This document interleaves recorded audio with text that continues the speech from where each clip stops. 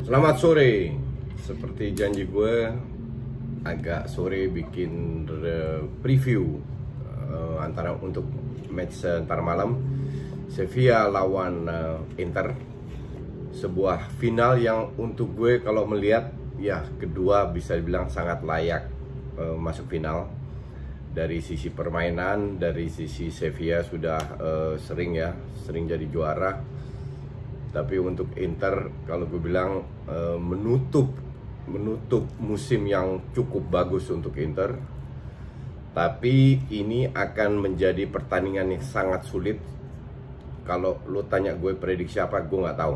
Karena kedua tim banyak sekali celah yang bisa dimanfaatkan. Oke? Gue mulai dari Sevilla dulu lah. Sevilla gue nonton dua match. Antara lawan Wolves sama lawan MU. Itu mainnya beda banget, bumi dan langit. Sevilla itu benar-benar lawan Wolves ya. Wolves mungkin let's say bertahan, tapi bangun serangannya, sirkulasi bola itu cepet banget. Dan sangat layak menang lawan Wolves, tinggal tunggu waktunya dan akhirnya Ocampos heading. Tapi yang bikin gua agak bingung, kenapa sebelum Luuk de Jong nggak masuk tapi berani main lawan Wolves ya, berani main bola-bola atas yang praktis mereka hampir semua kalah bola atasnya, mungkin 2 kali doang menang. Nah lawan MU mereka lebih, akhirnya Luuk de Jong masuk dan Munir masuk dan akhirnya Luuk de Jong dapat satu gol yang jadi man of the match. Tapi perbedaannya adalah, gue nggak tahu apakah kecapean atau apa ya, itu lawan MU Sevilla mainnya nggak banget. Sebenarnya dua-dua tim nggak layak lolos, tapi kan harus ada yang lolos ya. Sevilla yang sedikit lebih efektif lah.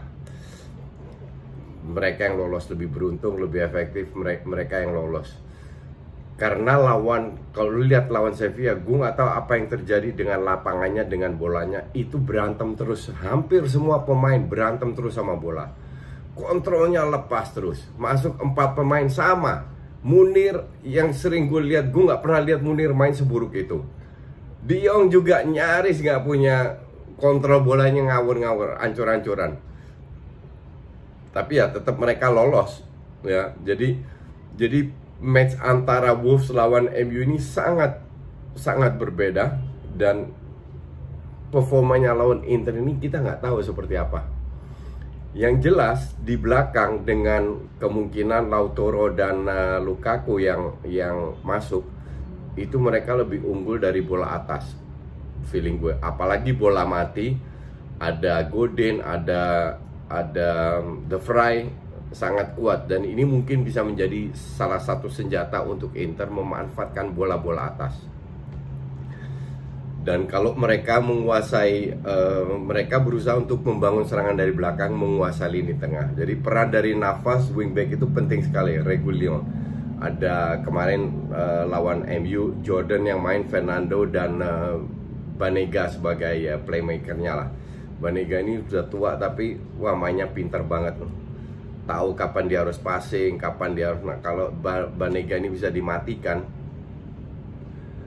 ini kekuatan Sevilla bisa dibilang sudah sedikit menurun. Navas, Reguilon bermain ya cukup bagus, walaupun lawan MU jelek, mereka berdua bermain cukup bagus. Nah, satu lagi, mereka tidak punya pemain yang benar-benar skillful yang bisa ngelewatin. Suso selalu masuk ke dalam, kecuali kalau Munir yang main, bukan Ocampos. Ocampos jelek banget mainnya kemarin lawan MU. Itu mungkin bisa, dan itu penting untuk gue, yang bisa nembus, yang bisa narik lawan, yang bisa masuk ke kotak penalti dengan skill individu. Kan Navas bisa, Suso bisa di sayap kanan. Nah, Reguilon kalau Munir main, Munir bisa di sayap kiri. Jadi ini sangat penting untuk bisa meng-create peluang untuk Sevilla. Salah satu kelemahan Sevilla adalah nggak punya kreativitas. Lawan tim yang sedikit bertahan kayak lawan Wolves, lawan MU, itu mutar ujung-ujungnya crossing, ujungnya crossing. Sama kayak Shakhtar lawan Inter main juga gitu, muter pegang bola.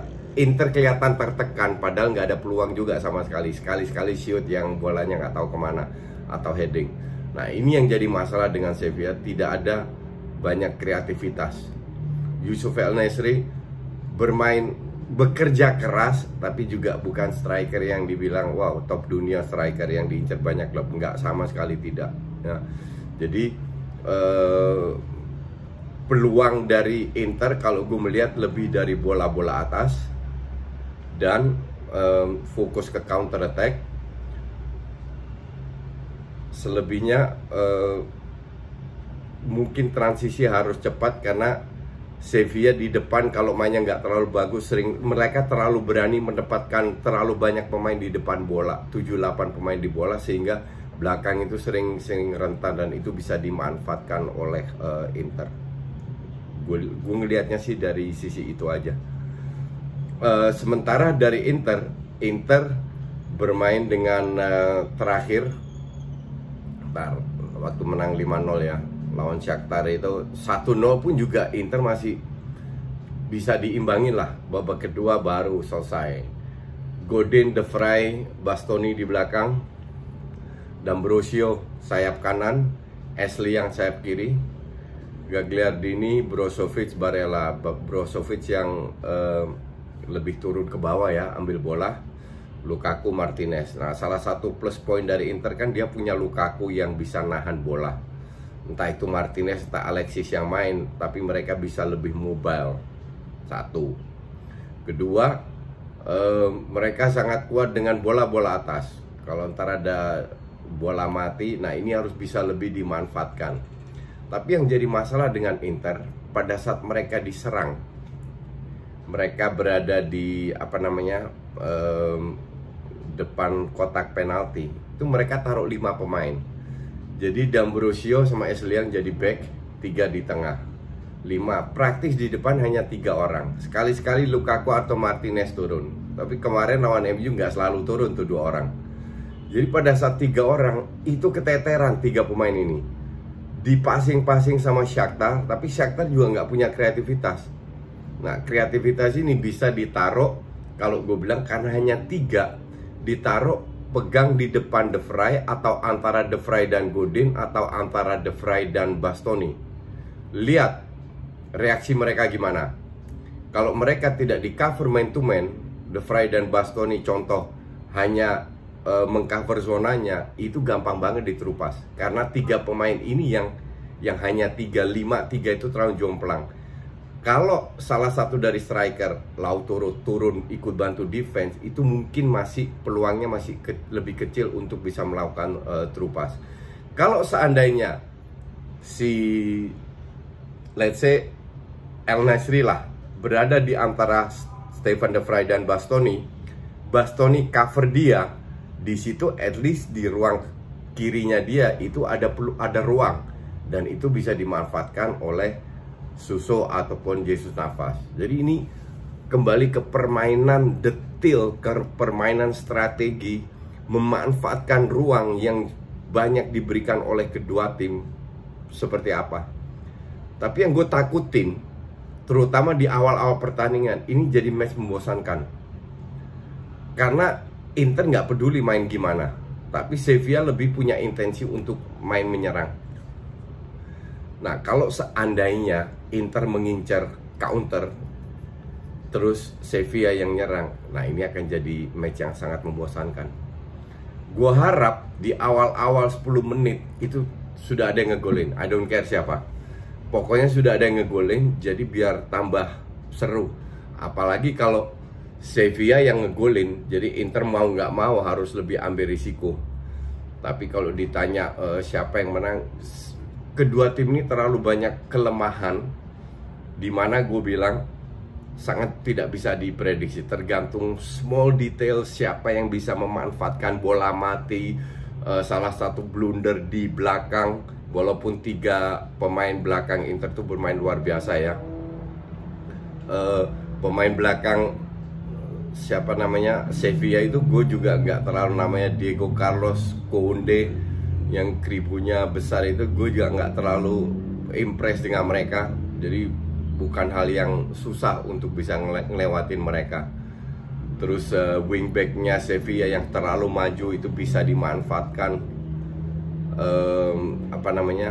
Serangan dari Inter itu juga selalu praktis lewat Lukaku, juga sangat gampang dibaca. Ya, jadi kembali to small detail kecil yang membuat match ini akan jadi seru atau tidak. Semoga menjadi match seru. Gue bikin review besok, tapi kalau nggak seru gue nggak bikin, malas ngapain. Oke, sementara itu dulu. Kita ketemu ntar malam. By the way, ntar malam ada nobar dengan DPI. Kalian bisa daftar, 75 orang dilihat. Gue juga akan hadir sampai kick off. Ya, thanks for watching.